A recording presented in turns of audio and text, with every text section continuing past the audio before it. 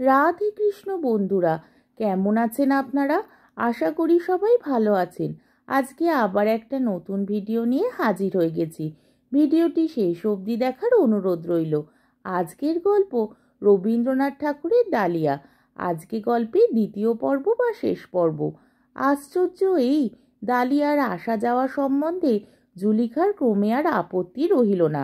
ভাবিয়া দেখিলে ইহাতে আশ্চর্য নাই, কারণ নদীর যেমন একদিকে স্রোত আর একদিকে কূল, রমণী সেইরূপ হৃদয়বেগ এবং লোকলজ্জা। কিন্তু সভ্য সমাজের বাইরে আরাকানের প্রান্তে এখানে লোক কোথায়? এখানে কেবল ঋতু পর্যায়ে তরু মঞ্জুরিত হইতেছে এবং সম্মুখে নীলা নদী বর্ষায় স্ফীত, শরতে স্বচ্ছ এবং গ্রীষ্মে ক্ষীণ হইতেছে। পাখির উচ্ছ্বসিত কণ্ঠস্বরে সমালোচনার লেশমাত্র নাই, এবং দক্ষিণ বায়ু মাঝে মাঝে পরপারের গ্রাম হইতে মানব চক্রের গুঞ্জনধ্বনি বহিয়া আনে, কিন্তু কানাকানি আনে না। পতিত অট্টালিকার ওপরে ক্রমে যেমন অরণ্য জন্মে, এখানে কিছুদিন থাকিলে সেইরূপ প্রকৃতির গোপন আক্রমণে লৌকিকতার মানব নির্মিত দৃঢ়ভিত্তি ক্রমে অলক্ষিতভাবে ভাঙিয়া যায় এবং চতুর্দিকে প্রাকৃতিক জগতের সহিত সমস্ত একাকার হইয়া আসে। দুটি সমযোগ্য নরনারীর মিলন দৃশ্য দেখিতে রমণীর যেমন সুন্দর লাগে, এমন আর কিছু নয়। এত রহস্য, এত সুখ, এত অতল স্পর্শ কৌতূহলের বিষয় তাহার পক্ষে আর কিছুই হইতে পারে না। অতএব এই বর্বর কুটিরের মধ্যে নির্জন দারিদ্র্যের ছায়ায় যখন জুলিখার কুলগর্ব এবং লোকমর্যাদার ভাব আপনি শিথিল হইয়া আসিল, তখন পুষ্পিত কৌল তরুচ্ছায়ে আমিনা এবং ডালিয়ার মিলনের এই এক মনোহর খেলা দেখিতে তাহার বড় আনন্দ হইত। বোধ করি তাহারও তরুণ হৃদয়ের একটা অপরিতৃপ্ত আকাঙ্ক্ষা জাগিয়া উঠিত এবং তাহাকে দুঃখে সুখে চঞ্চল করিয়া তুলিত। অবশেষে এমন হইল, কোনো দিন যুবকের আসিতে বিলম্ব হইলে আমিনা যেমন উৎকণ্ঠিত হইয়া থাকিত, জুলিখাও তেমনি আগ্রহের সহিত প্রতীক্ষা করিত, এবং উভয়ে একত্র হইলে চিত্রকর নিজের সদ্য সমাপ্ত ছবি ঈশ্বর দূর হইতে যেমন করিয়া দেখে, তেমনি করিয়া সস্নেহে সহাস্যে নিরীক্ষণ করিয়া দেখিত। কোনো কোনো দিন মৌখিক ঝগড়াও করিত, ছল করিয়া ভর্ৎসনা করিত, আমিনাকে গৃহে রুদ্ধ করিয়া যুবকের মিলনাবেগ প্রতিহত করিত। সম্রাট এবং অরণ্যের মধ্যে একটা সাদৃশ্য আছে। উভয় স্বাধীন, উভয় স্বরাজ্য একাধিপতি, উভয়কেই কাহারও মিলন মানিয়া চলিতে হয় না।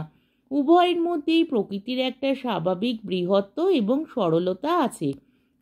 যাহারা মাঝারি, যাহারা দিনরাত্রি লোকশাস্ত্রে অক্ষর মিলাইয়া জীবনযাপন করে, তাহারাই কিছু স্বতন্ত্র গোছের হয়। তাহারাই বড়োর কাছে দাস, ছোটোর কাছে প্রভু এবং অস্থানে নিতান্ত কিংকর্তব্য বিমূঢ় হইয়া দাঁড়ায়। বর্বর ডালিয়া প্রকৃতি সাম্রাজ্ঞের উচ্ছৃঙ্খল ছেলে। শাহজাদির কাছে কোনো সংকোচ ছিল না এবং শাহজাদিরা তাহাকে সমকক্ষ লোক বলিয়া চিনিতে পারিত। সহাস্য, সরল, কৌতুকপ্রিয়, সকল অবস্থাতেই নির্ভীক, অসংকোচিত তাহার চরিত্রে দারিদ্র্যের কোনো লক্ষণই ছিল না। কিন্তু এই সকল খেলার মধ্যে একবার জুলিকার হৃদয়টা হায় হায় করিয়া উঠিত। ভাবিত, সম্রাট পুত্রীর জীবনে এই কি পরিণাম! একদিন প্রাতে ডালিয়া আসিবা মাত্র জুলিকা তাহার হাত চাপিয়া কহিল, ডালিয়া, এখানকার রাজাকে দেখাইয়া দিতে পারো? পারি, কেন বলো দেখি।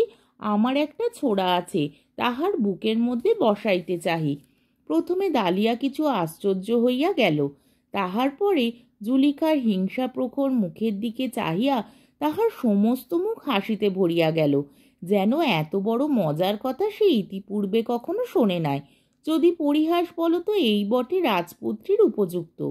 কোনো কথা নাই, বার্তা নাই, প্রথম আলাপেই একখানি ছোড়ার আধখানা একটা জীবন্ত রাজার বক্ষের মধ্যে চালনা করিয়া দিলে, এইরূপ অত্যন্ত অন্তরঙ্গ ব্যবহারে রাজাটা হঠাৎ কিরূপ অবাক হইয়া যায়, সেই চিত্র ক্রমাগত তাহার মনে উদিত হইয়া তাহার নিঃশব্দ কৌতুক হাসি থাকিয়া থাকিয়া উচ্চ হাস্যে পরিণত হইতে লাগিল। তাহার পরদিনই রহমত শেখ জুলিখাকে গোপনে পত্র লিখিল যে আরাকানের নতুন রাজা ধীবরের কুঠিতে দুই ভগ্নীর সন্ধান পাইয়াছেন এবং গোপনে আমিনাকে দেখিয়া অত্যন্ত মুগ্ধ হইয়াছেন। তাহাকে বিবাহার্থে অবিলম্বে প্রাসাদে আনিবার আয়োজন করিতেছেন। প্রতিহিংসার এমন সুন্দর অবসর আর পাওয়া যাইবে না। তখন জুলিখা দৃঢ়ভাবে আমিনার হাত ধরিয়া কহিল, ঈশ্বরের ইচ্ছা স্পষ্টই দেখা যাইতেছে। আমিনা, এইবার তোর জীবনের কর্তব্য পালন করিবার সময় আসিয়াছে। এখন আর খেলা ভালো দেখায় না। ডালিয়া উপস্থিত ছিল। আমিনা তাহার মুখের দিকে চাহিল, দেখিল সে সকৌতুকে হাসিতেছে। আমিনা তাহার হাসি দেখিয়া মর্মাহত হইয়া কহিল, জানো ডালিয়া, আমি রাজবধূ হতে যাইতেছি। ডালিয়া বলিল, সে তো বেশিক্ষণের জন্য নয়। আমিনা পীড়িত বিস্মিত চিত্তে মনে মনে ভাবিল, বাস্তবিকই এ বনের মৃগ, এর সঙ্গে মানুষের মতো ব্যবহার করা আমারই পাগলামি। আমিনা ডালিয়াকে আরেকটু সচেতন করিয়া তুলিবার জন্য কহিল, রাজাকে মারিয়া আর কি আমি ফিরিব? ডালিয়া কথাটা সঙ্গত জ্ঞান করিয়া কহিল, ফেরা কঠিন বটে। আমিনার সমস্ত অন্তরাত্মা একেবারে ম্লান হইয়া গেল। জুলিখার দিকে ফিরিয়া নিঃশ্বাস ফেলিয়া কহিল, দিদি, আমি প্রস্তুত আছি। এবং ডালিয়ার দিকে ফিরিয়া বিদ্ধ অন্তরে পরিহাসের ভান করিয়া কহিল, রানী হইয়াই আমি প্রথমে তোমাকে রাজার বিরুদ্ধে ষড়যন্ত্রে যোগ দেওয়ার অপরাধে শাস্তি দিব, তারপরে আর যাহা করিতে হয় করিব। শুনিয়া ডালিয়া বিশেষ কৌতুক বোধ করিল, যেন প্রস্তাবটা কার্যে পরিণত হইলে তাহার মধ্যে অনেকটা আমোদের বিষয় আছে। অশ্বারোহী, পদাতিক, নিশান, হস্তি, বাদ্য এবং আলোক ধীবরের ঘরদুয়ার ভাঙিয়া পড়িবার জো হইল। রাজপ্রাসাদ হইতে স্বর্ণমণ্ডিত 2 সেবিকা আসিয়াছে। আমিনা জুলিকার হাত হইতে ছুরিখানি লইল। তাহার হস্তিদন্ত নির্মিত কারুকার্য অনেকক্ষণ ধরিয়া দেখিল। তাহার পর বসন উদ্ঘাটন করিয়া নিজের বক্ষের উপর একবার ধার পরীক্ষা করিয়া দেখিল।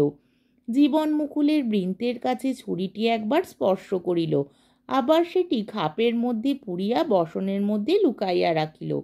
একান্ত ইচ্ছা ছিল এই মরণযাত্রার পূর্বে একবার ডালিয়ার সহিত দেখা হয়, কিন্তু কাল হইতে সে নিরুদ্দেশ।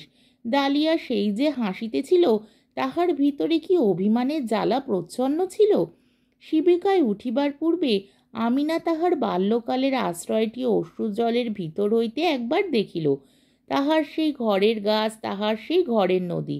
ধীবরের হাত ধরিয়া বাষ্পরুদ্ধ কম্পিত স্বরে কহিল, বুড়া, তবে চলিলাম।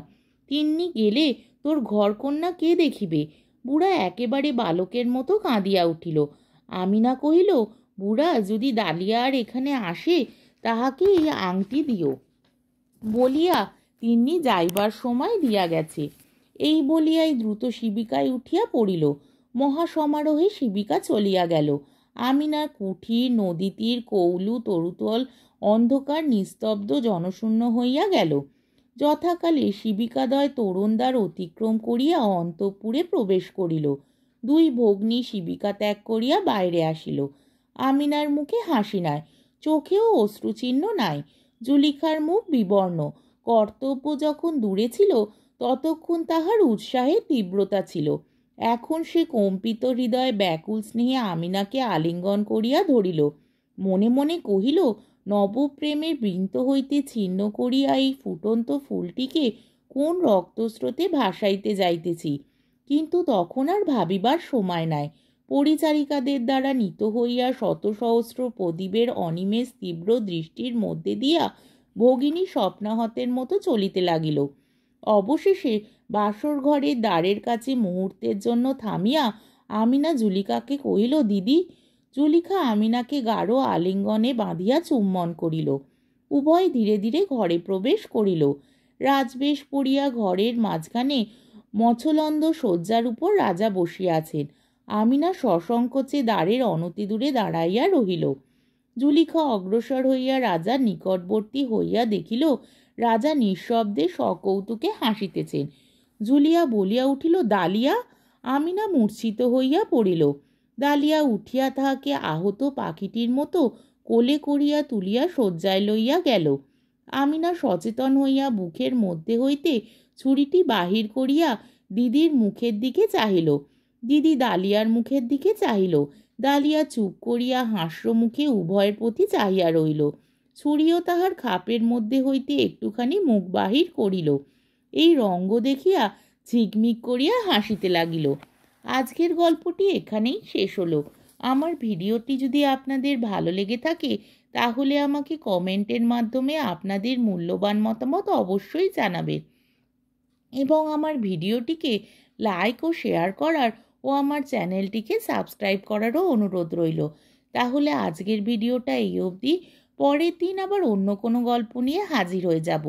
ততক্ষণ পর্যন্ত আপনারা সবাই ভালো থাকবেন, সুস্থ থাকবেন, সাবধানে থাকবেন এবং আমার ভিডিওটি দেখতে থাকবেন। তাহলে আজকে আসি। রাধে কৃষ্ণ।